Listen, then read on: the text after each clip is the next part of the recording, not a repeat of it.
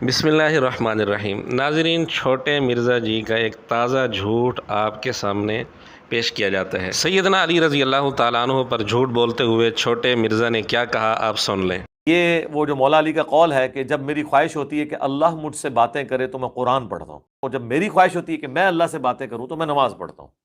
یہ بڑی پرفیکٹ بات مولا علی علیہ السلام کی طرف منسوب ہے۔ یقیناً یہ کسی چھوٹے بندے کی بات نہیں ہے، یہ بڑے بندے کی بات ہے۔ جبکہ یہ قول سیدنا علی رضی اللہ تعالیٰ عنہ سے کہیں بھی دنیا کی کسی کتاب میں، کتابی دنیا کے اندر سند کے ساتھ ثابت نہیں ہے، تو چھوٹے مرزا جی کو ان کے اپنے اصول کے مطابق یہ کہنا چاہیے تھا کہ یہ جھوٹ ہے، کہانی ہے، جعلی ہے۔